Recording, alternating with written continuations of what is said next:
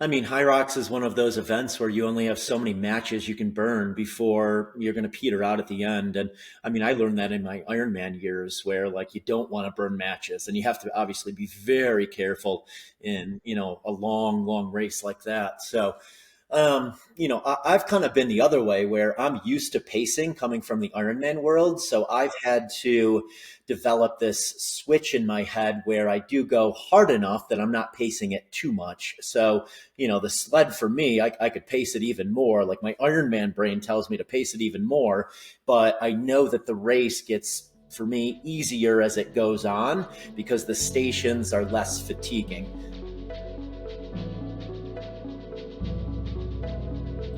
What's up, everybody? Welcome back to ALLSMITH, where we dive deep into the minds of movers, makers, and modern-day architects of life. Today's guest embodies all of those things and more. He's a 5-times Ironman, an entrepreneur, and a wellness advocate, and the ultimate community builder. Mr. Eric Hinman. From crushing endurance races to pioneering health and fitness brands, Eric has truly mastered the art of balancing performance with purpose. Today we're unpacking his journey of grit, growth, and what it really means to truly live intentionally.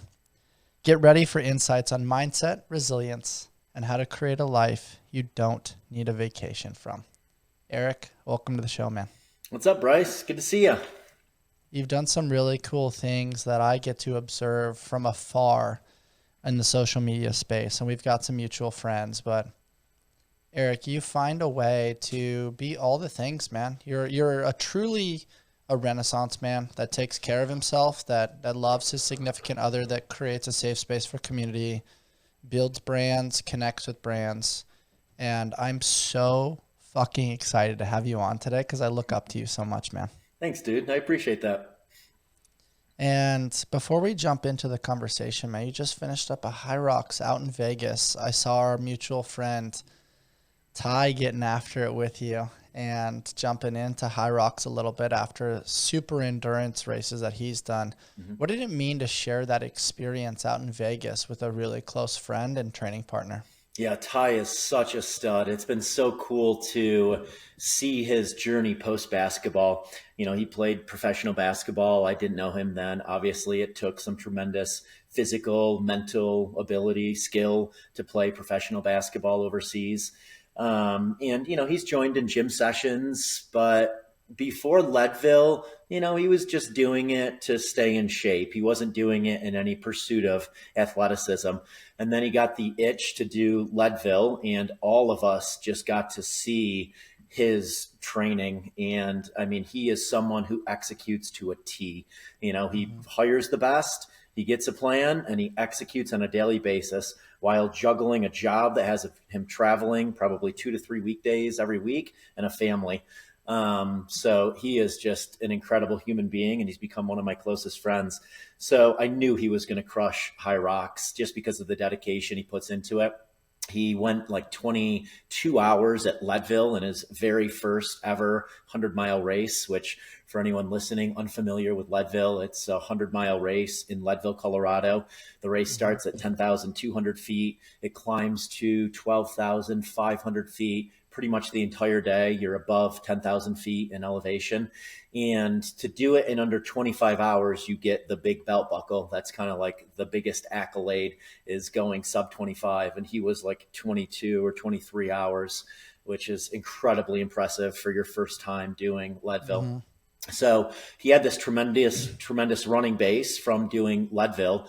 But, High Rocks requires strength. It requires anaerobic capacity. It certainly requires run durability. So the last 2 months, we've both been training together, doing a lot of zone 4 work. So, heart rate zone for me around 145 to 155 heart rate, my max heart rate being about 165, and quite a bit of track work, just doing 800, 1200, 2000 meter repeats, which just suck. I mean, that those workouts are going to hurt tremendously, and there's just no hiding in a track workout. In a CrossFit workout, if I want to hide, I can kind of hide. I can put the wall ball down. I can do a few less reps in the time domain. But a track workout, you're just out there completely exposed. So we got to train leading up to this race, and both of us had the goal of going somewhere between like 63 and 65 minutes. I think Ty's ambitious goal was to be close to 60, and my ambitious goal was to be like 62 to 63 minutes.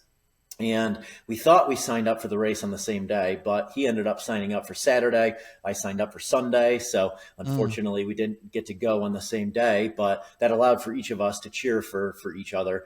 So it was just so cool watching him out there and just kind of watching the clock and watching his race and knowing that he was going to be really close to that 60-minute mark. And he ended up finishing 62 minutes and change. And I mean, I couldn't be more stoked for him. I mean, to go sub 65 in your first high rocks is pretty dang impressive. It's very impressive. My first high rocks, I think it was a partner style, and it was 68 minutes. And when Ty posted his splits, Eric, I was jaw dropped. Like he was pretty consistent. I mean, it's easy to fall off on those runs because you're navigating traffic. There's new people implemented into the strategy of the race every 10 minutes or so.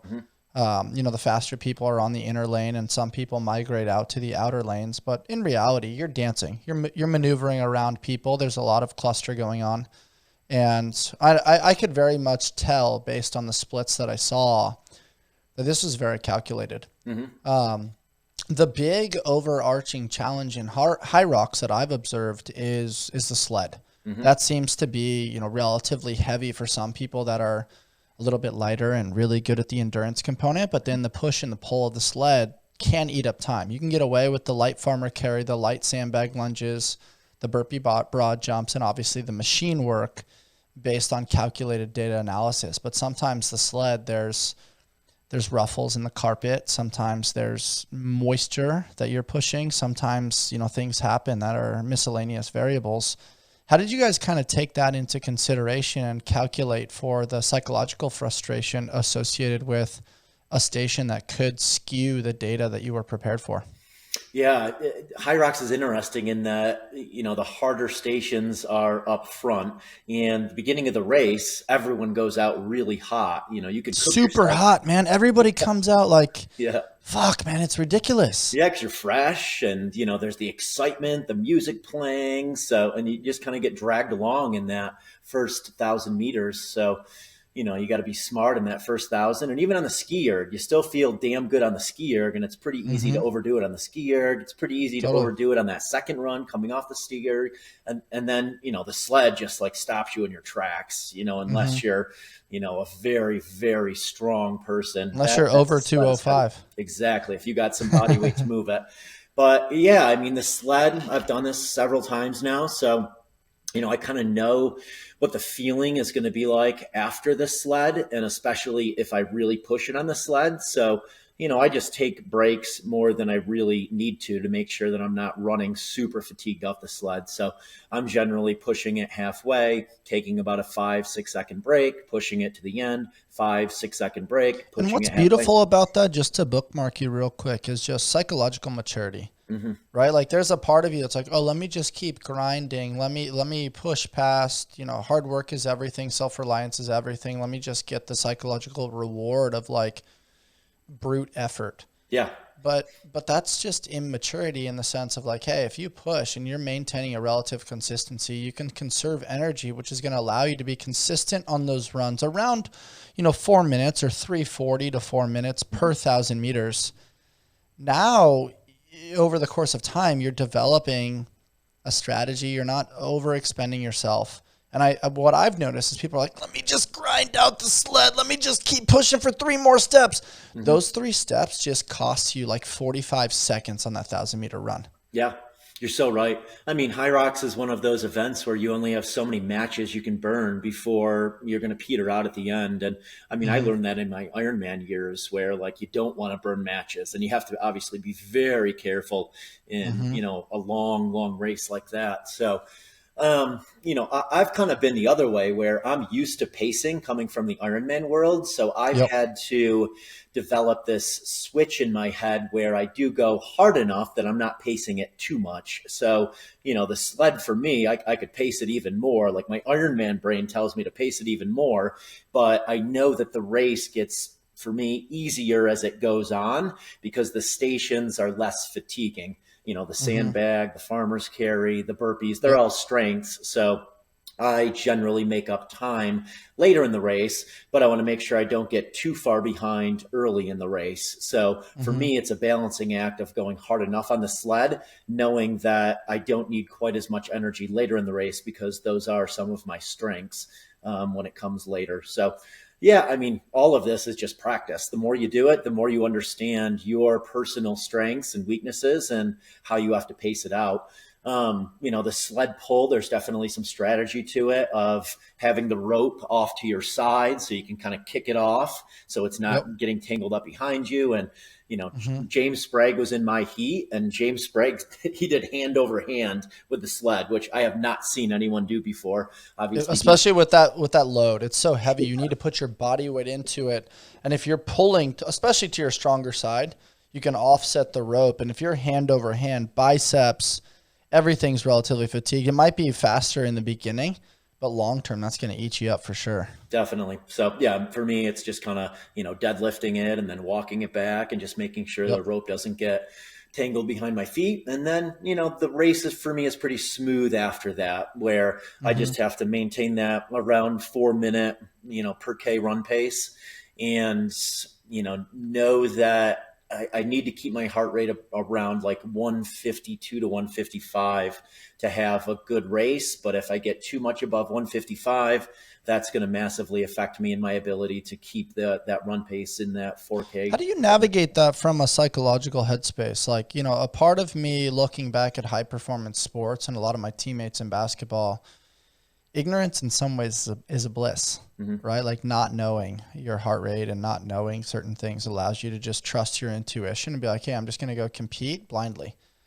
But then there's the other side of like, hey, having this knowledge is great. How do you manage like anxiety spikes? Because there are psychological components that can spike your heart rate as far as like, oh, let me get in front of that person, or oh wow, I'm feeling myself cramp in my left calf or my right hamstring, like let me get some extra electrolytes here. Like how do you navigate some of the adaptation components where you might get miscellaneous variables that kind of punch you in the face in the middle of the race?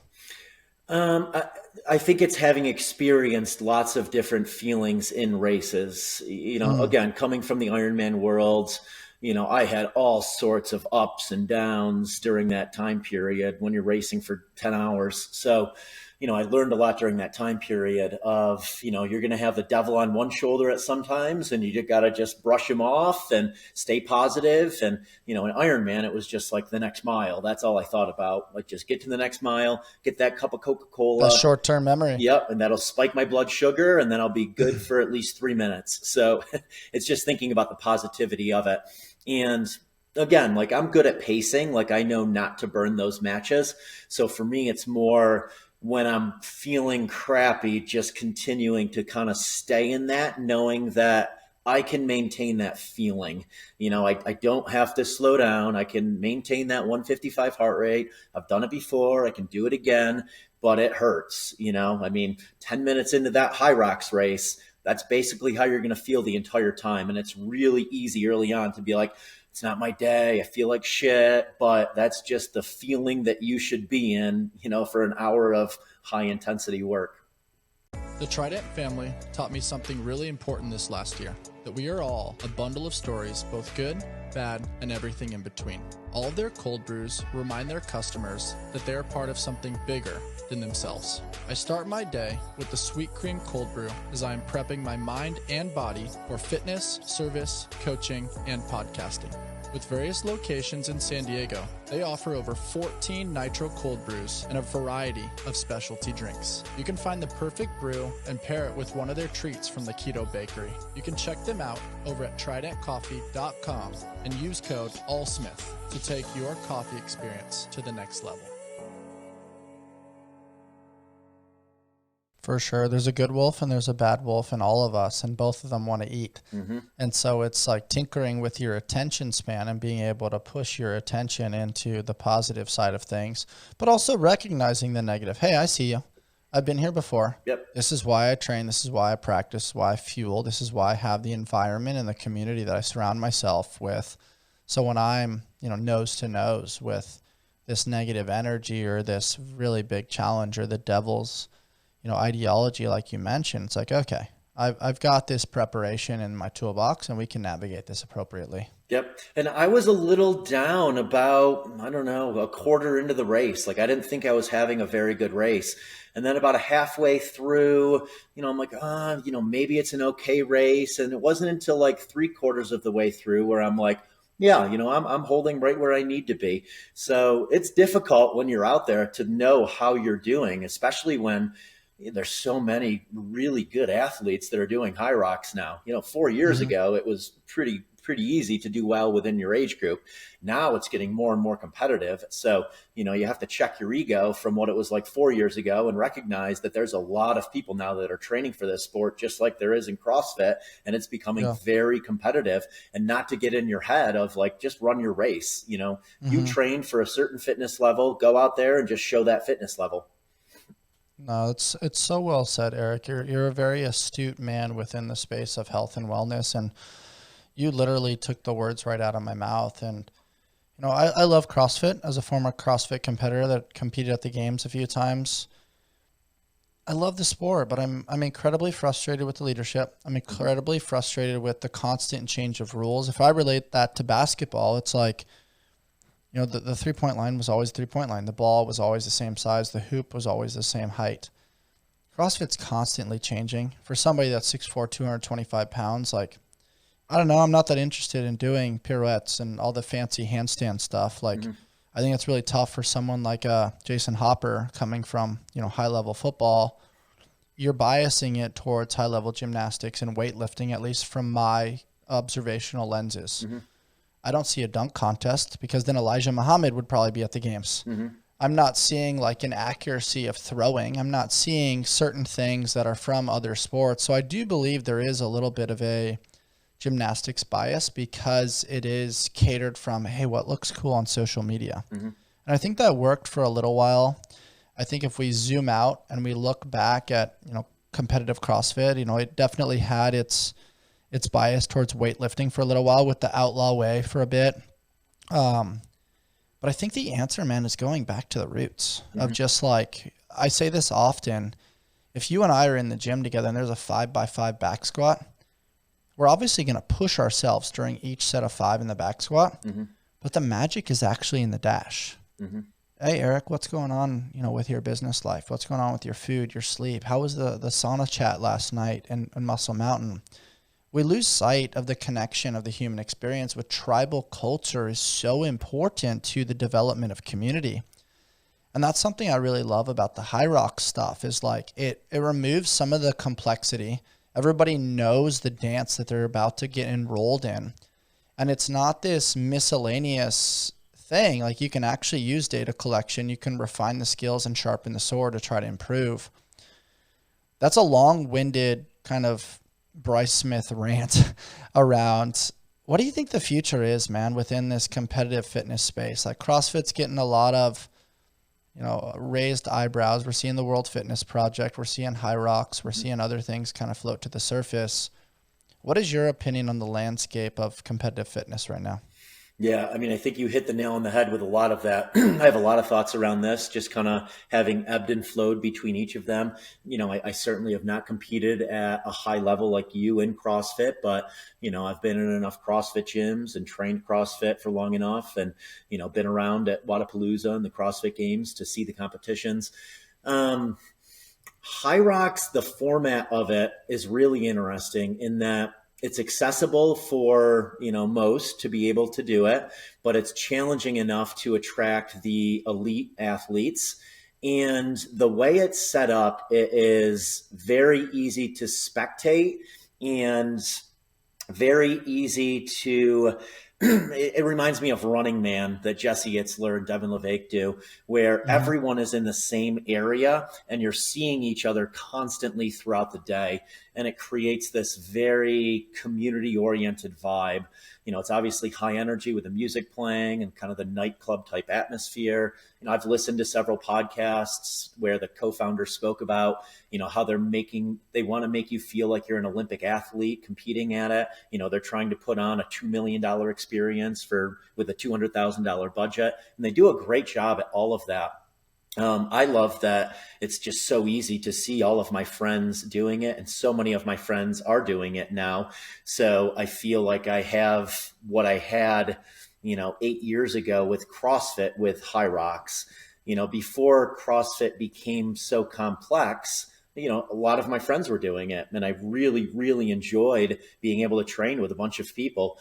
But, CrossFit has become very complex now with many different skills introduced each year. And, that's created a barrier for people to be able to do it. And I get why they've done it. It definitely makes it more interesting to spectate, but it's probably less accessible for people to do, even though, like anything, there's a way to start with it. It's not like you have to start with handstand walks and all of the complex things, but I think it intimidates many people by seeing everything that you would see on social media or in competition. And then the other part of it is High Rocks is nice because there's so many competitions all across the place, where CrossFit, there's some local competitions here and there, but the only grand stage things are really things you have to qualify for, and you have to be a pretty elite athlete to qualify for Wadapalooza, or obviously to qualify for the CrossFit Games. So you don't have this chance to go and see all of your friends on a regular basis like you do with High Rocks. And I think that's one of the things they've really got right is, they have 83 competitions every year, many of them spread out over multiple days. So you have all of these chances to go and test your fitness level, but also like see all of your friends and cheer your friends on and have your friends cheer for you. So they've got a lot of things going for them. And I still love training for CrossFit, but I love competing in High Rocks. That's kind of where I'm at now. And some of that, does go back to my Ironman of, I just feel more fulfilled when in the competition, I can't wait for it to be over because it's so hard, like in the moment for so long. Where CrossFit, many of the workouts are short and they certainly hurt and you have to be very fit to do them. But I don't feel that same sense of satisfaction when I finish like I do when I finish a High Rocks race or when I finish the Leadville mountain bike race, because there was hours of suck associated with that. Yeah. I love the way you said that, Eric, because I'm a huge believer that simplicity is the ultimate sophistication. Mm-hmm. And although I don't fault CrossFit and I understand why they added the complexity, like I really do believe if you go back to Dr. John Roussan, if you look at Dan John, if you look at Mark Sisson from the Primal Blueprint, the basis of fitness is to push, to pull, to hinge, to squat, to carry, and then to have some monostructural components of machine work, burpees, double unders, running, rowing, skiing. What's beautiful is that the simplicity of High Rocks execution is that the limiting factor is actually capacity. It's not skill. Mm-hmm. Everybody can do everything.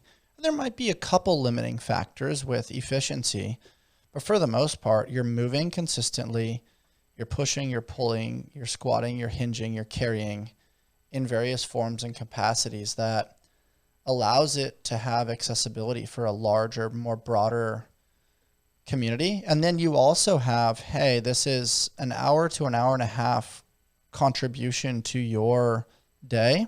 You can then head out of there and still go to church or still go do things on your weekend versus a CrossFit competition. I mean, man, that eats all your whole day. It does.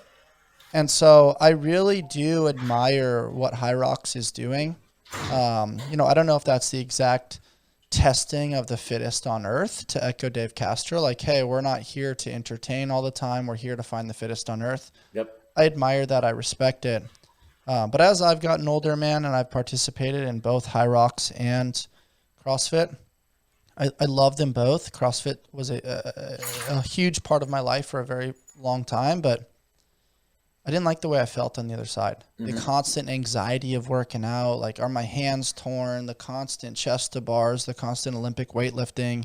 It was less about effort and more about like just sustainably trying to stay injury free. Mm-hmm. It's almost like the analogy of going up to bat and you're like trying not to strike out as opposed to trying to hit a home run. Mm-hmm. Like, can you just stay injury free as opposed to just going to actually play the sport? Yeah, definitely. And I've had periods of time where I felt like that, where, every time I was going into the gym, I felt like I had to work around something. Once I started doing more accessory work, then, Yep. and also like following a dedicated training plan from someone who trains like a CrossFit athlete instead of just taking classes, I stopped getting hurt. But, it is very easy for just, the recreational CrossFit athlete who's sitting all day to go to a class and, their ego comes with them and they want to compete and the environment encourages you to compete with everyone there. And yeah, it can be a recipe for disaster, but I still think it is the best way to train to be able to do a lot of things well. It's allowed me I agree with that. it's allowed me to do well at high rocks without having to do high rocks much and without having to run considerably. I mean, James Sprague showing up and getting 62 minutes, on CrossFit Fitness. That's pretty dang impressive. Yeah, it's really impressive. And then I can also And also just the confidence associated with that, right? Like I have enough lifetime reps that I can sign up for a half marathon, a marathon, or a high rocks event, knowing that I can trust my fitness. Yep. And I think that's huge because one of my favorite goals, I asked a client one time, hey, what are some of your goals? He goes, I want the freedom and the capacity to do what I want, when I want, how I want. Mm-hmm. He's like, if I want to surf, if I want to snowboard, if I want to ride my jet ski, ride my motorcycle, if I want to go train in the gym, I want my body and my mind to never be a limitation. Mm-hmm. I was like, dang, dude, really well said. That was dope. Mm-hmm.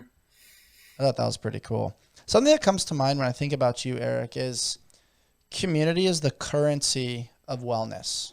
Mm-hmm. And with all the things that you're doing personally, I love the line, if you stay ready, you never have to get ready. And we talked about this early on in our conversation today. Like, you keep your home in tip-top shape. Mm-hmm. You've got the air purifiers. You've got all kinds of water filters. You've got Muscle Mountain, which I really want to talk about later. Mm-hmm. The saunas, the cold plunges, the ice barrels. And so many people in their back of their headspace are like, oh, man, must be nice. The famous, Cam Hanes, like, bullshit statement that everybody thinks. But it's like, you have deep, meaningful relationships with all of these company owners. Mm-hmm. You actually use them. You participate in them regularly, where it's the fostering of a relationship with their product. You understand, is it good, mediocre, or is it bad? Mm-hmm. You give great feedback. You share it with friends. Eric, you're seemingly just doing it all the time, not just for yourself and your current lifestyle, but you're also diffusing it into this beautiful community and getting their personal feedback and their connection as well. And then that trickles down to the brands for them to make feedback and allows you now to have a business and a little bit of, different revenue streams that help support your lifestyle. Mm-hmm. How'd you kind of create that model, and how do you sustain that level of energy to keep doing that day after day? Because, dude, it's not easy to be enrolled in the process all the time. Mm-hmm. I mean, I think how it was created was falling into it and it not being something I was looking to monetize when I started it. I had other businesses. I have an insurance business that I still own that has provided residual income for years, ever since I graduated from college. And then I had a software company from 2009 until 2014. And then I opened a gym in upstate New York, and then a chain of restaurants in upstate New York with co-founders. So I had these. Are you tied with Michael Chernow by chance? I am, yeah. Because he was telling me about his restaurants in upstate New York, and he's a stud as well. He is a stud. His restaurants are amazing. Meatball Shop, Seymour's. I used to go to Seymour's all the time when I was in New York City. That's cool. I met Michael probably 10 years ago on a Lululemon photo shoot. Oh, that's and awesome. Ended up co-investing with him on a brand he was working on at the time called Well. But yeah, Michael's a gem of a human. So yeah, I had all of these other businesses and entrepreneurial experience. And I mean, what started social media for me was just sharing my Ironman journey of, kind of being out of shape to towing the line with the best triathletes in the world at the Kona Ironman World Championships. And, I started gaining followers and people interested in my journey just through sharing day-to-day advice about how I was training, how I was balancing business with my training, what I was doing for recovery, what my diet was like. And, that started back in 2010. I don't think I got my first brand deal, which was a nut butter company paying me maybe $100 for a post until 2015 or 2016. So it was 6 years of just adding value, not asking for anything in return. And, 2016 to 2018 is when I really started to recognize the opportunity that we all have. Eyeballs are shifting to social media, and where the eyeballs go, marketing dollars are going to follow. So, I started working with brands I was really passionate about. 10,000 apparel brands right when they started up. Ice Barrel right when they started up. Sisu Sauna right when they started up. So many of the brands I work with them in their infancy, very early stage. I know that's where I can add the most value because I've started many of my own businesses and I've been involved in raising money and helping others raise money. So I know a lot of things beyond just the marketing side that I can help with. So that's why I've chosen to work with these early stage wellness companies. And because I wasn't doing it for financial means early on, I wanted to make sure that it never felt like work and it just blended well with my lifestyle.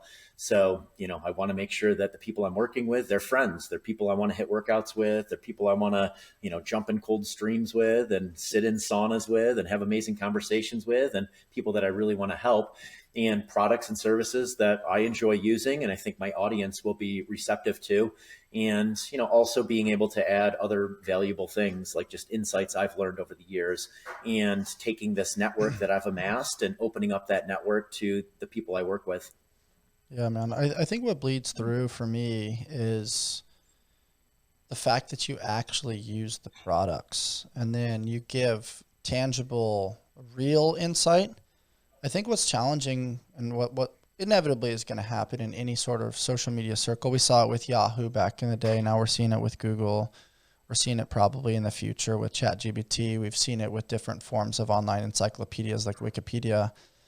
Is it eventually just gets like kind of nuanced with all kinds of BS. Sure. You have all these people that are influencers that are promoting these products that they don't actually use, but this company wanted to pay them X, Y, and Z dollar amount. So they're going to say these things on social media to create a buy-in so they can collect a paycheck. But in reality, behind the scenes, they don't use that stuff.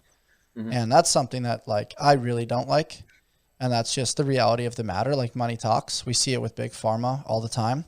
And that's kind of where I want to steer the conversation next is how do you maintain an authenticity with the brands and how do you choose? I'm sure with your social media following and your connection and your network out there within the fitness community of Colorado and now Austin and all over the globe, you probably have to say no to a lot of brands too. How do you kind of play with that filter and maintain your integrity when people are throwing different dollar amounts your way? Sure. Yeah, I work with quite a few wellness brands because of my resume of helping wellness brands grow. And, one of the things that I've recognized is no one sees what you say no to. Everyone wants to judge you based on who they see you doing business with. Hey, you work with lots of different brands, and I do work with a lot of different brands, but I'm working with brands who I know I can help, and I say no to the brands that I can't help, and no one sees all of the people that you say no to. They only see what you say yes to.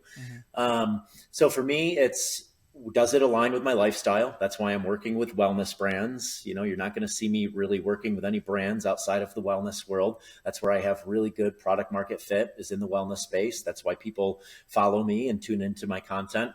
And then it's earlier stage companies that I know I can help beyond, just the posting component. I can help them raising money. I can invest in them. I can help make connections. I can do product seeding. I can put on community events for them. So I've recognized that for me, the fulfilling part of it is adding value and being helpful, not the exchange of money. So I want to make sure that I can add value and that I'm helpful, and then it feels like a fulfilling relationship. And I think that's the key, is relationships over transactions, not just looking for a payout, but looking for a long-term relationship. And, many of the brands I've worked with since 2017, 2018, 2019.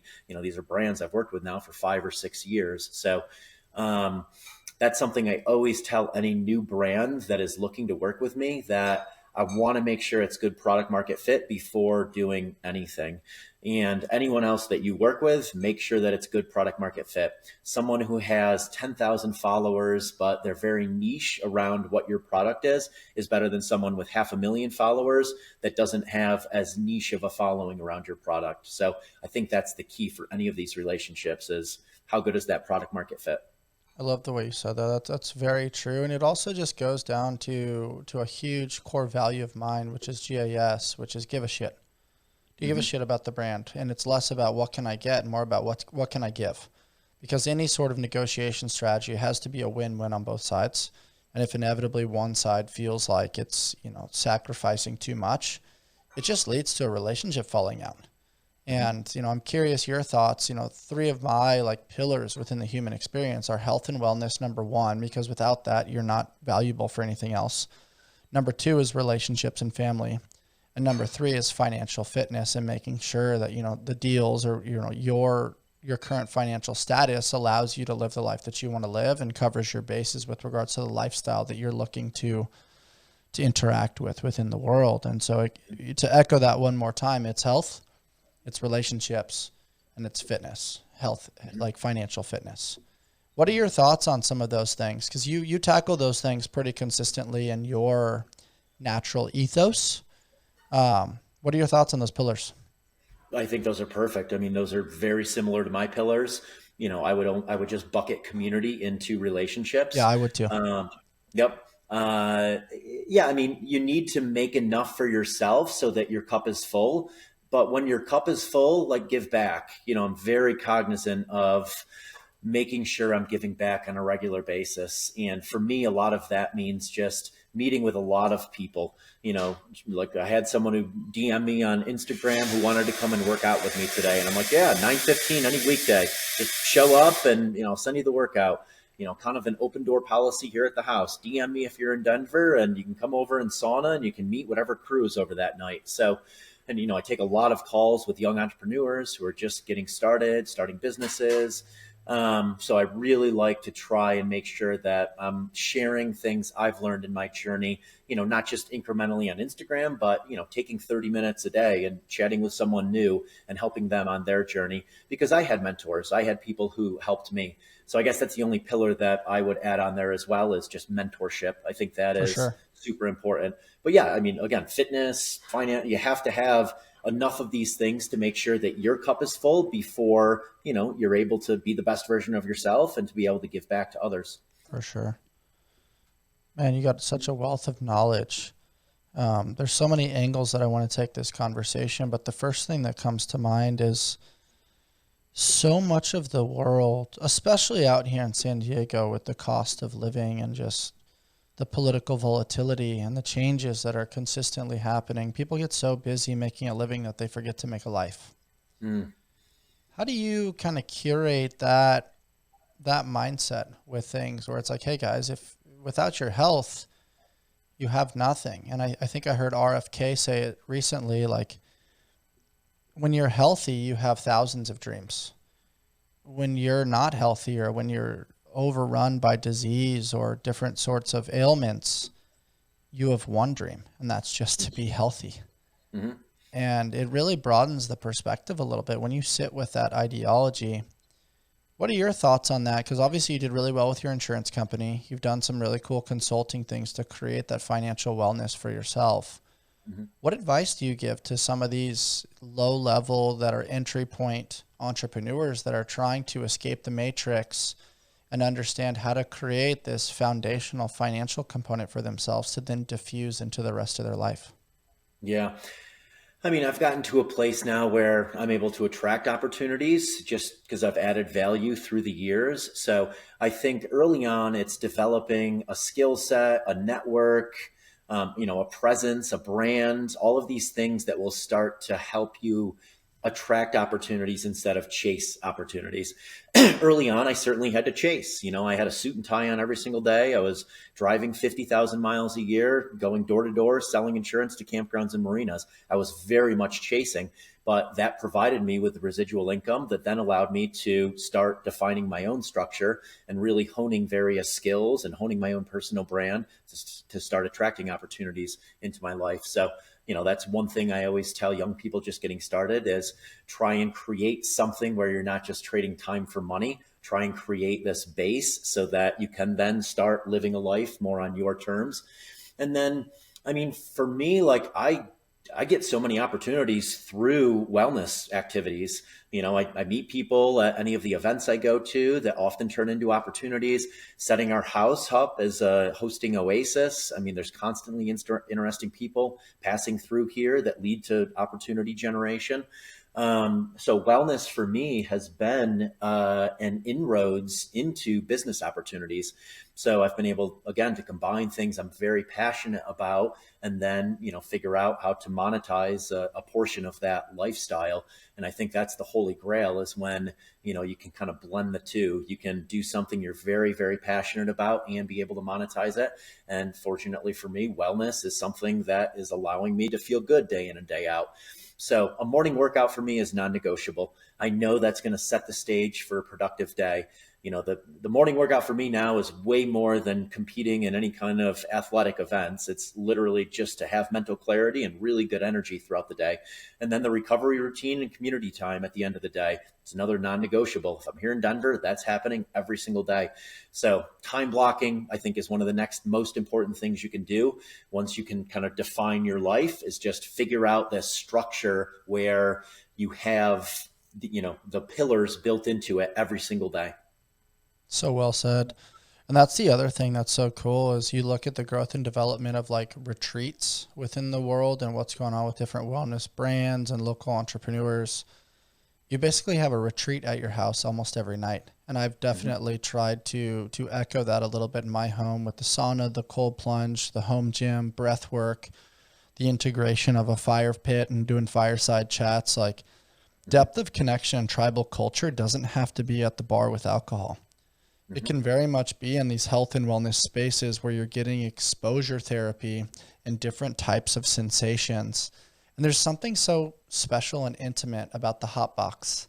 That sauna, man, when you turn on that Hume heater and it just gets starting cooking, turn the water on, everybody's like, oh, I don't know. And then you add the lights. Bickle showed me the lights that he added to his, so I added them to mine. Just creates an ambiance, and you see the reflection of the water moving. You add some nice music to that, and it's a connection oasis, like you mentioned. It really is. I truly believe that is the best social lubricant is contrast therapy, and specifically the sauna. Because you're in this captive environment, your endorphins are racing because of the heat. You're just kind of in that fight or flight mode once the heat kicks on. And it's accessible to anyone. I think workouts are another incredible social lubricant, but there's a barrier to it, the intensity, the skill, where sauna is just something that anyone can get into and reap the benefits physically, but also it creates this amazing conversational atmosphere and it leaves people feeling better than when they came. So it leaves them with this memorable impression. So it just checks all of these boxes. There's a million things I could do for recovery every single night. I could just sit on the couch and do Normatec boots, but I've chosen that contrast therapy routine because it checks so many boxes. Very well said, man. How do you find the internal courage to press that record button on the phone? Because I feel like there is a line in the sand and a discrepancy between men and women. Women gain a lot more attention and attraction on social media for obvious reasons. Documentation of everything you're doing it's another layer. There's presence and then there's documentation of it. How do you kind of tinker with that? I know personally I have moments where I'm just so excited and I want to document everything. I'm just having fun and just vibing.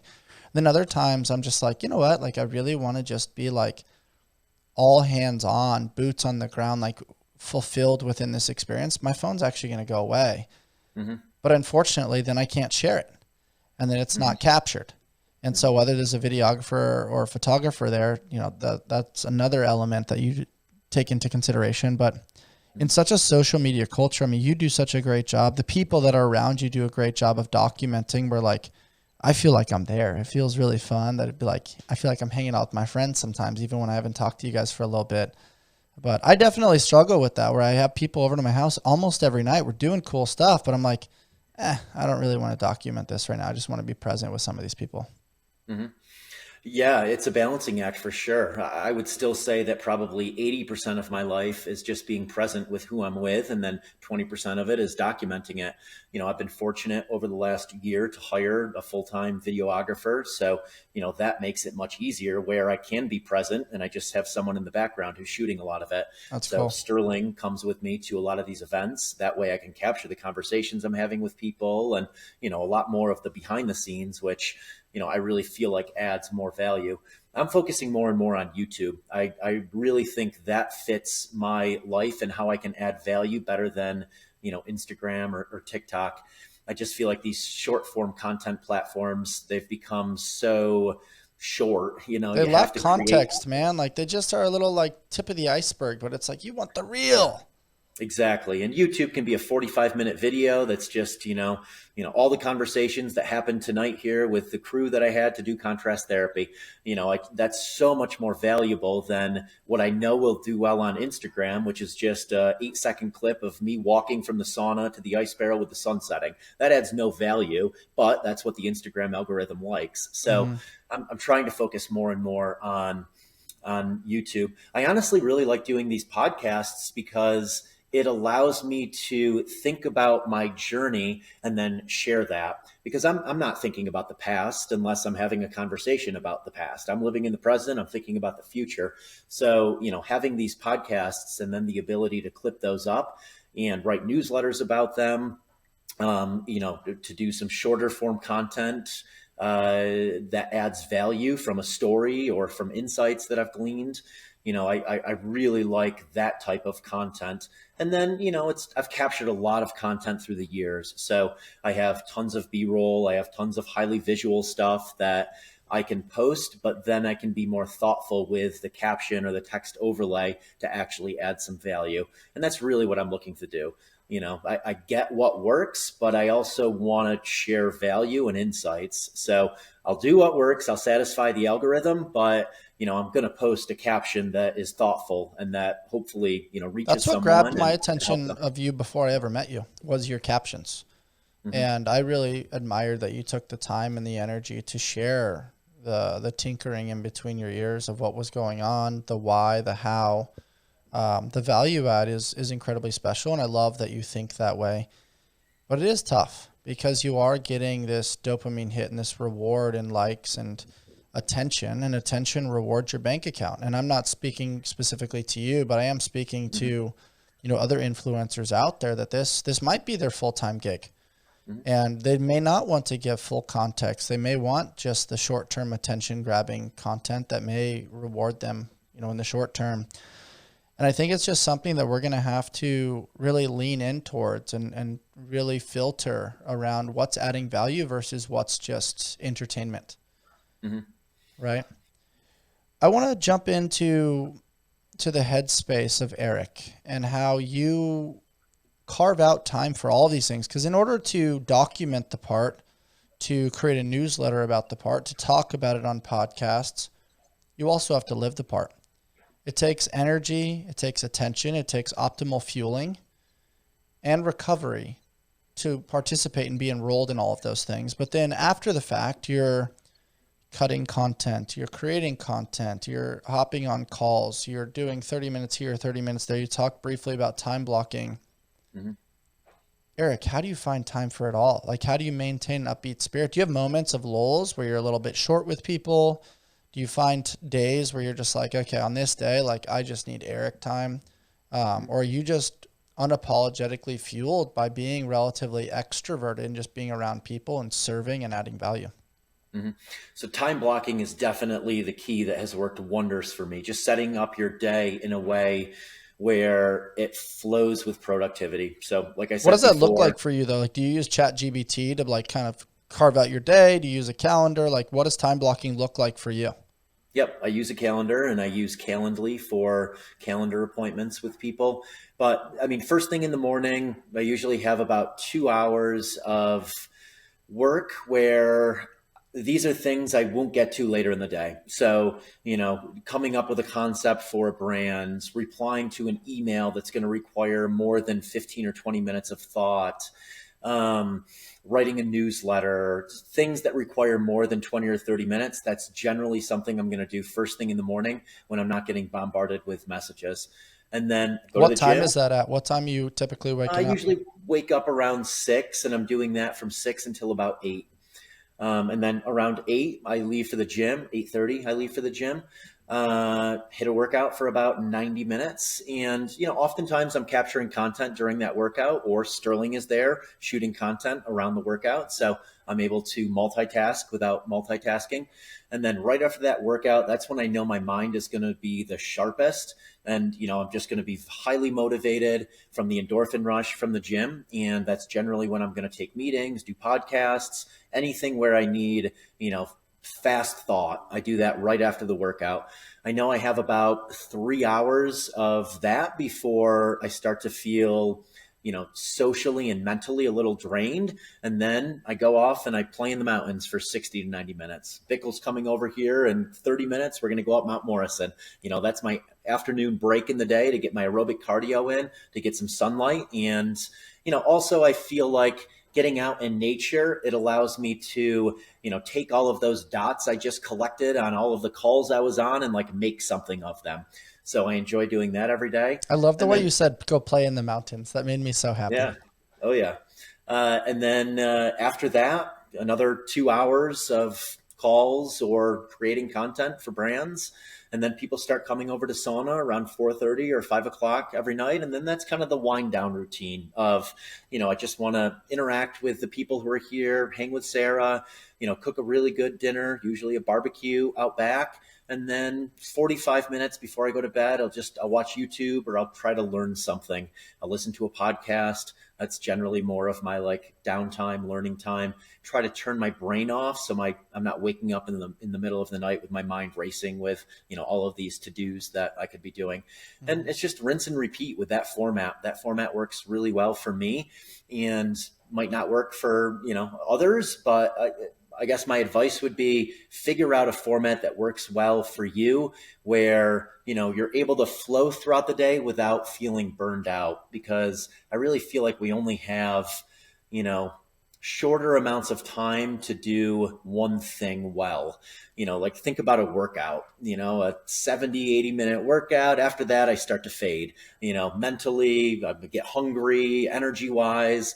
And work for me, I can do about 3 hours, and then my social battery and my mental clarity start to fade. So it's time for a break. So I've just figured out a way to break these things up so I never feel burned out, and I feel sharp when I'm doing whatever it is that I'm doing, and I'm present in doing whatever it is that I'm doing. And I think that's another key to it, is being very intentional with your presence. Yeah. Being free is the way to be. Life beats us up a bit and causes some bumps and bruises, but that doesn't mean we have to stay on the sidelines. This is why we've partnered with Kinyan Labs. Get back to doing what you love with this incredible portable device designed to get you back in the game. Kinyan is on a mission to move people from pain to possible with their top-rated red light therapy and laser solution, which tackles inflammation along with muscle and joint pain quickly and effectively. What I love is that it's portable and rechargeable, making it easy to actually incorporate into my everyday life consistently. It's small and lightweight, so you can throw it in your gym bag or work bag, or even an overnighter. Kinyan's lasers and LED combo make this cutting-edge device extremely versatile for use with general aches and pains, as well as chronic back pain, arthritis, post-surgery recovery, endometriosis, and more. This has been an amazing tool keeping my elbows and knees pain-free for pressing, pulling, and squatting in the gym. Great tools like the Move Plus give me the freedom and flexibility to continue living life on my terms without limitations. There are a lot of reasons why over 15,000 people are using this device and rating it 4.7 stars and above. Head on over to Kinneon.io and use code ALLSMITH at checkout to begin your pain-free journey. It's so cool that you have this just great awareness of all the landscapes. How do you kind of manage when, you touched on the morning bucket of deep, meaningful work and maybe more thought-provoking work, and then you jump into your wellness and your workout and content creation. Then you come back for more calls and probably things that require a little bit of mental clarity when you're in a great state. Mm-hmm. Then you talked about kind of jumping into content creation, maybe more administrative work or kind of dotting the I's and crossing the T's. Then you jump into entertainment mode where, you're providing food, you're having people in your home, you're probably washing and drying towels all the time. There's cleanliness associated with and maintenance associated with the equipment and organizational strategy to make sure your backyard and Muscle Mountain is ready to rock. And then there's that wind down time with Sarah. And then there's, okay, now I'm going to carve out time to learn and just, be with Eric. What happens when Sarah's like, hey, we've been really entertaining, we've been traveling a lot, I need more time from you? Do you cancel the evening social time? What do you feel when sometimes you're like, oh man, there's an electrical issue with the sauna, or, something's happening with our equipment base, or I just got back from travel, I don't have time to barbecue in the back and, create this landscape of a home-cooked meal for people. How do you navigate some of the nuances of the real human experience, of the demands of entertaining around trying to be not only a peak performer, but somebody that's also entertaining and creating content creation? I mean, I think it's just recognizing if you're not giving your full presence in whatever that is, whether it's with Sarah or it's with the people that I'm entertaining. Like, I know if I host a founders only retreat that I need a day or two of downtime after that, where, I'm interacting with a lot of people. I'm having a ton of conversations. I'm meeting a lot of new people. I'm thinking about everyone's experience. I'm just being pulled in a lot of different directions energetically. So I know after those that I need a few down days. And then usually there's, a night a week where we don't have people here, where it's just more of a chill night. And, Sarah's really good at saying when, hey, there's just been too many people here. We've hosted too many people. Like, I'm feeling worn down. Can we just take a little break from it? So listening to you and then listening to others.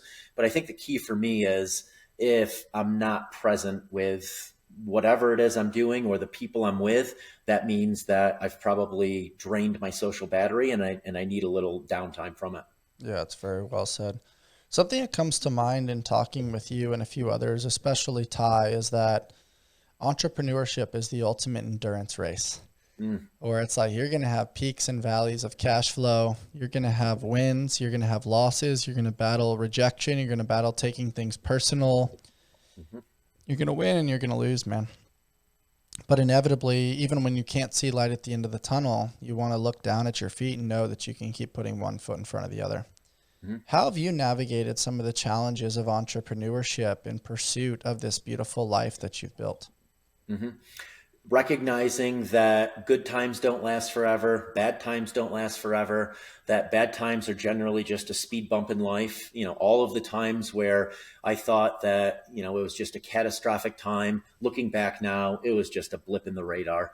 So, I've experienced enough of these ups and downs to recognize that it's a journey and not to be easier said than done, but not to be too caught up in the moment and understanding that it'll pass, almost anything, it passes. And recognizing that I've figured out these things I can do, like workouts with friends and community sauna time, that get me back to a good mental place very quickly. So that's one of the reasons why I stick so rigorously to this structure. Getting enough sleep, eating healthy, like all of these things massively affect your mood. And if you're able to keep those disciplined and regimented, then when bad times come, you know how to get back into a good mental state. You've created those buffers. What I'm curious about for you that I definitely fell into in my high level performance endeavors, do you have wellness or does wellness have you? right? Where I remember the definition of CrossFit being increased work capacity across broad time and modal domains. Mm-hmm. But when I started to zoom out and observe a lot of my friends, I'm like, oh, you guys have great fitness capacity, but your capacity for finances, adventure, relationships, service to others, meaningful contribution in the forms of content creation outside of social media, where it's writing, Mm-hmm. where maybe it's volunteering somewhere, maybe it's church service, maybe it's spirituality. There's all these different buckets that I view as a optimal and fulfilled life. Mm-hmm. How do you kind of use wellness as a tool to fill all of those buckets? Because there's a lot of high-level entrepreneurs that listen into ALLSMITH, and I think they're curious, like, how did they do it all? And what's going to give some days? And some days, if you miss one thing, how do you make up for it the next day? Or do you just kind of let it be? How do you play with your heart center and your headspace to know that you're genuinely executing and squeezing the most juice out of the orange? Mm-hmm. Well, I think some of this is, are you addicted to fitness, or are you using fitness to benefit your well-being? Mm-hmm. And there were periods of time where I was definitely addicted to fitness to a fault, where I was smashing myself into the ground just to prove that I could smash myself into the ground, that I was tough. And, I've gotten to a place now where I use wellness to feel good day in and day out. And it is making me close to the best version of myself, to be able to, give back, to be able to run a business, to be able to be a good friend, to be able to be a good partner. And I think that's the key, is recognizing whether or not it's aiding in your journey of being a good human, or it's taking away. Because, at a high level of anything, you're generally doing it at an unhealthy level. Not just physically, but probably mentally, emotionally, it's affecting others around you. And, that certainly was the case in my Ironman years. And, maybe there's a time and a place for that, because that time period taught me that I could be world-class at something. Yep. And now I've taken that and I've applied it to other areas of my life. So I definitely got some benefit out of it. But, it also was at the detriment of my health for some of those years, friendships and relationships through those years. I was just like too overly dedicated and too addicted to seeing how far I could push myself. And it wasn't until my head went way above the ceiling that I recognized it. And I'm like, all right, I got to pull my head back down a little bit, because this isn't healthy. This isn't sustainable. And, I always caution people on, like the David Goggins methodology. Again, I think it's important, for a period of time in your life to see how far you can push yourself, but recognize when you've pushed yourself too far and it's massively affecting other areas of your life. Yeah, man, that's something that's floated to the surface a lot for me recently. And I think something that's really important is it's not bad to push yourself too far, because out of baseline curiosity, you don't know where that line is unless you go try to find it.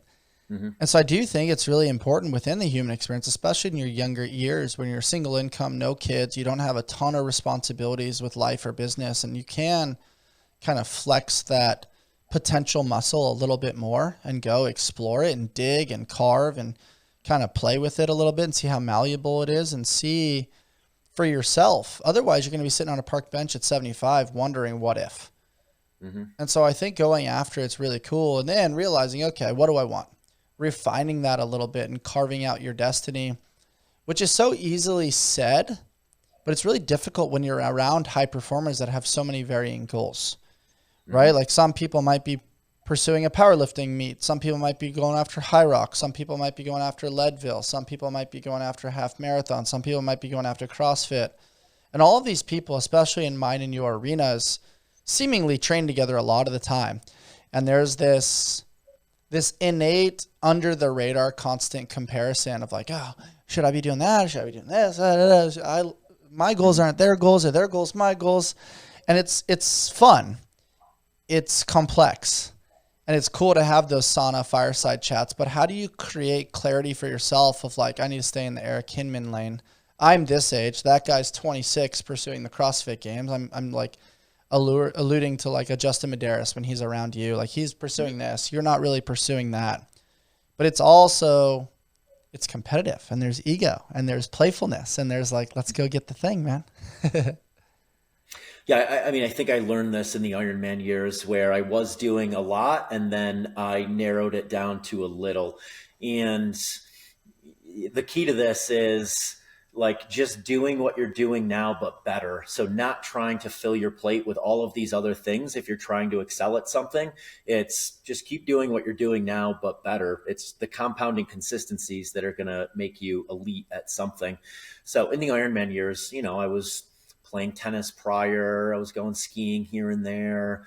I was doing a lot of different things. And, my coach really made me narrow my focus to just execute on the plan at hand. And like I always had this fear showing up to a race early on that like there's all these other super fit people here. Like I'm watching them like, warm up and they look fitter than me. And then like I do pretty dang well in the race and I'd be like, maybe what I'm doing is working for me. And I just started to recognize to put blinders on. Like you trained for your race, you have your fitness level, and race day is just a catered training day. Go out there and let it shine, and don't let what everyone else is doing out there affect what you came out there to do, which is just to prove to yourself that you put in a lot of hard work and that you want to let it shine on that day. So, and as I age, I have to continually check my ego, like showing up to High Rocks. Like I'm not going to podium at High Rocks at 44 years old. I have to check my ego and recognize that, over time, I'm going to get slower. I probably will get a little bit weaker. I can certainly minimize all of that to a big degree, but I'm competing against me and I'm training for what I'm capable of, and that's what I'm showing up to do. And again, easier said than done when you have lots of young studs out there and you have a competitive mindset. But I think it just comes down to reps and sets. You do it enough times, you start to develop a callus to comparing yourself to others. Mm-hmm. I had a really fun conversation with somebody the other day, and it was, what if the goal of a training session was to leave feeling good? Yeah. And there's a long time where it was like leaving feeling like I was battered and bruised and I gave everything I had, and I'm like limping out of the gym with like 3 sweaty shirts, bleeding hands, and I could like barely get in my car. The next day I go to get out of bed and it's like my SI joints beat up, my QL's beat up, and I'm like, oh, but I did the thing. And then it's like putting on my socks was a chore. Like taking my dog for a walk was a chore. And I don't know. I think it's really interesting that it's challenging to explore some of these constructs when you're trying to maximize your human potential, but you're simultaneously trying to enjoy the process as well.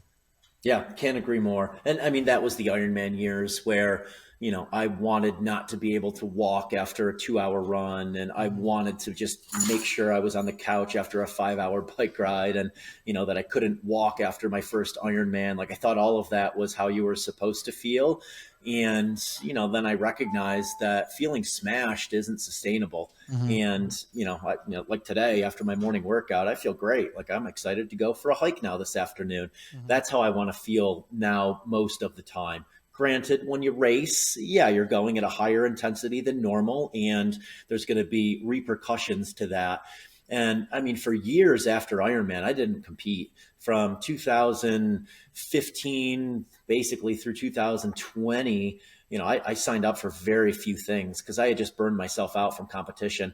And it's not until these last 3 or 4 years that, I've started to do some races again, but I'm not the weekend warrior. Mm-hmm. You'll see me do a couple High Rocks races each year, a couple endurance races, and then a couple fun events. I'm not doing it every single weekend because I've recognized that that's not sustainable or the way I want to feel day in and day out. I generally just want to feel good, and I want to do this for the presence it gives me, the mental clarity it gives me, the energy it gives me. And, while I don't think about life in my 60s, 70s, and 80s, like I do want to do this for a long time. So I'm starting to consider that in some of the things I do, that like I want a mountain bike when I'm 71. I'd love to do Leadville when I'm in my 70s. That'd be really cool. So am I doing something now that is going to massively affect that? Mm-hmm. Such a smart thought process of like ROI, return on investment.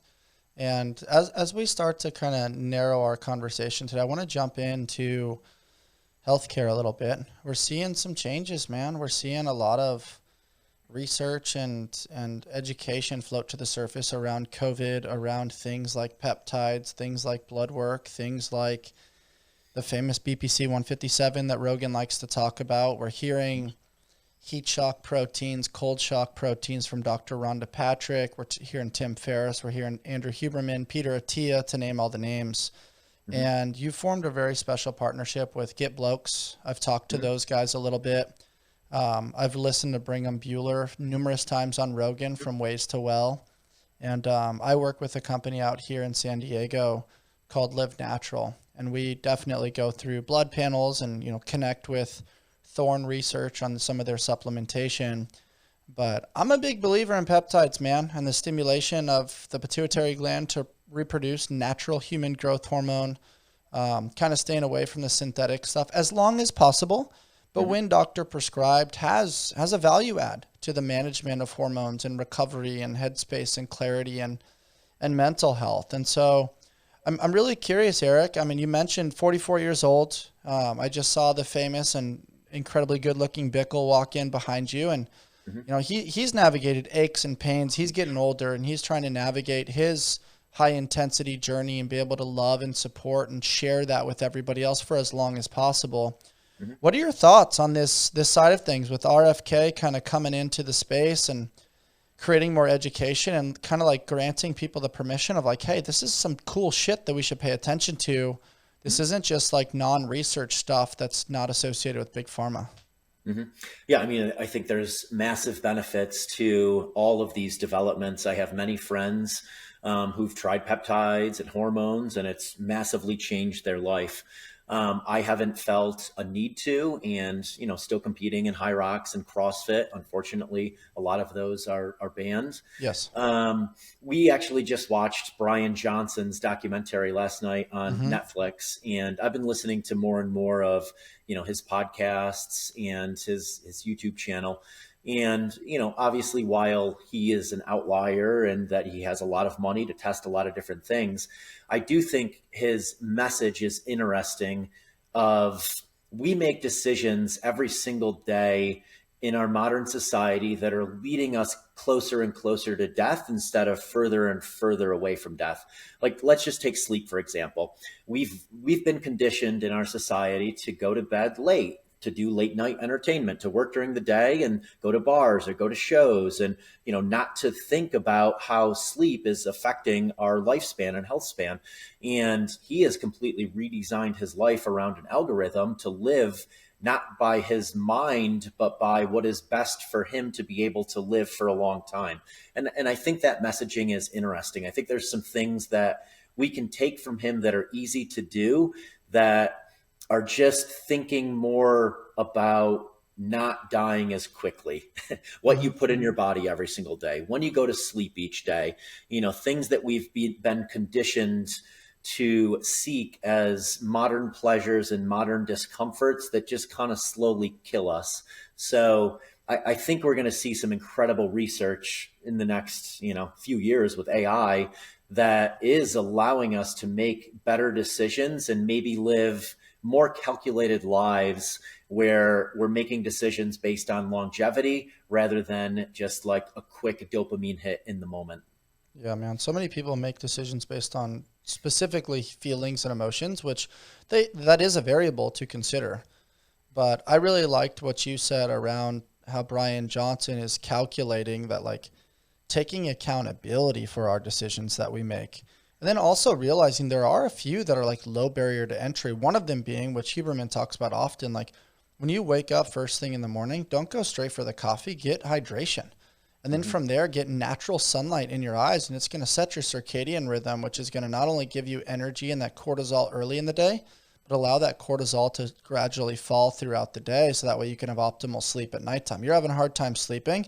It's not just melatonin and NyQuil and magnesium in the evening. It's, hey, let's actually align with the rise and fall of the sun to connect with nature, to then set our circadian rhythm and set us up for success, which is also going to regulate our hormones, help for so much cleanliness without our organs, without or within our kidneys and all the different things that get filtered from microplastics to toxics within the environment. And I think Brian Johnson's onto something. I definitely think there's a little bit of paralysis by analysis there if you're, really participating in life and trying to get social connection and tribal nature and growing businesses and doing things that maybe not the best for your health, but they lead to a pretty cool story. Yeah. But again, I mean, so much of the way we're conditioned is just from, modern comforts or modern messaging. Yeah. And, Well he's said. trying to reframe that some. So, and I recognize that, he's very extreme with what he's doing, and, he's very honest and open about being very extreme in what he's doing. But I think we can continually take little tidbits from, how he's living his life, just to be a little more cognizant of decisions we make every day that are very conditioned into our modern society that may not be the best decisions to live a Hmm. long life. Yeah, well said. I really want to get him and Michael Easter on the podcast at the same time, just Oh the yeah. author of The Comfort Crisis, and just kind of Mhm. play some ping pong there and That'd be listen to incredible. the conversation between the two of them, because they're definitely onto something. And choosing comfort is so easy, but we all know that the best things in life are typically on the other side, a little bit of blood, sweat, and tears. Hmm. Sure As is. we wrap things up, Eric, like something that comes to mind when I think of Eric Hinman, I think adventure. And I think adventure is a mindset. It's not just a destination. Like, you choose adventure. It's not just adventuring in the mountains or with fitness. It's connection with friends. It's how you choose to tinker with biohacking things, with supplements, with water, with just the vibe that you have, the brands that you wear, the interaction that you have with Sarah, and like the way you guys vibe and you guys interact with the environment and different things. What do you think is kind of how you would like to be remembered? If we were to kind of paint a little bit like a legacy, does adventure kind of hit the nail on the head a little bit? Definitely. I mean, adventure is a huge part of my life, and I think the thread on that is just having things to look forward to. I think that's super important. Whether it's a big trip you're going on that's an adventure, or just the workout or the track session or the hike or the mountain bike ride every single day. I always have little things that I look forward to on a regular basis, and I think that's key. But as far as being remembered, I mean, I think it would be just inspiring others to live a life that is defined on their terms. Mm, So, living intentionally as opposed to just going through the motions. I think that's how I'd like to be remembered, is inspiring people to live that way. yeah, it's beautiful, man. When you wake up in the morning and you've got all these things to look forward to and a full Calendly and a full Google Calendar and expectations and obligations with friends and everybody in between, what do you do on the days where you don't feel like you have it? Rest, definitely. Sauna session. I actually just made a post recently about, if how I'm feeling and then what I do. So if I am feeling, unmotivated, oftentimes that just means I need to go out in nature. If I'm feeling low energy, hop in the sauna. So I just kind of have these different protocols that I know will relieve that emotional feeling and yield a state change with no consequences. For sure, man. You know this already. We've talked a little bit offline, but a lot of the evolution and foundation of ALLSMITH is being forged in the midst of extreme adversity. Hmm. We're either in adversity, just left it, or we're approaching it, and that's why we chose the anvil as kind of our kind of go-to with regards to the ALLSMITH logo. You think about like a sword; it's sharpened in the midst of extreme heat and adversity. What are some of the things that you've gone through in your past that have helped kind of forge Eric Hinman and the pathway to become the man that you are now? And what advice would you give to people that are trying to emulate that lifestyle? Hmm. I mean, voluntary discomfort, signing up for an Ironman, that definitely shaped who I am today. Recognizing that having obstacles in your life, that's how you grow. And then it's also helped me with various hardships, partnerships that failed, injuries. It has allowed me to recognize that those, again, are just speed bumps in life, and that those are things that will be overcome faster than you think. And when in the moment you feel like it's the end of the world, it's just going to be a little blip on the radar in the grand scheme of things. Yeah. Eric, you're a man among men, man. You're a Renaissance man. You continue to do it at a high level and in not just one arena, but so many different arenas. And I'm so honored to be a fanboy from afar. You're still cooking in Denver. Are you still making your way out to Austin, or what does your location look like in the next few years? Yeah, it's split between Denver and Austin. We're building a house there, and we'll spend the winter there, most of the winter. I want to come back here for a few snowstorms just because it's so beautiful in the snow. And then we'll be back here in the spring, summer, and fall. I really enjoy the outdoor lifestyle in Colorado, access to nature, to hiking, to trail running, to mountain biking. But I really, really enjoy city life, community, and business opportunities in Austin. And, I'm a proponent of your environment dictating your reality. And the fastest way to create a reality that you want is to change your environment. So that's why I want to be more in the mix in Austin. I know that is becoming the mecca for media, content creation, wellness, many, CPG brands. So just being in that ecosystem, it's going to remove friction to be able to continue building, community and the wellness businesses that I'm interested in. So and then smart, Colorado, man. Just being in nature. Colorado removes the friction of being outside. The sun is shining. It's 60 degrees today, and I'm looking at the mountains right now, and they're just begging me to go play in them. I love it. Your environment creates your reality. That's so special, man. Last question for you. For someone looking to level up their life in both fitness, life, and everything in between, what's one piece of advice that you'd love to help them to take their first step towards lasting change? Starting is the hardest part. I mean, for me, it was hiring a personal trainer. If you lack the motivation, discipline, knowledge to do something, the only way to fast track success is to surround yourself with people who've gotten where you want to go. So yeah, for me with wellness, it was hiring that personal trainer that gave me the accountability, the knowledge, the discipline to get back into shape. And, that 6-month period of training with the personal trainer, it massively changed my life for the better. That's great, man. I hope you enjoyed time in the mountains with Bickle. Thank you for sharing your energy and your insights with us. I really appreciated you, Eric. Always great kicking it with you, Bryce. Thanks for having me on. Thanks, man. If you're ever in San Diego, let me know. And for those of you observing or listening on Apple, Spotify, or YouTube, please rate, review, subscribe. And as always, stay on the hunt for who you've not yet become. Until next time, guys.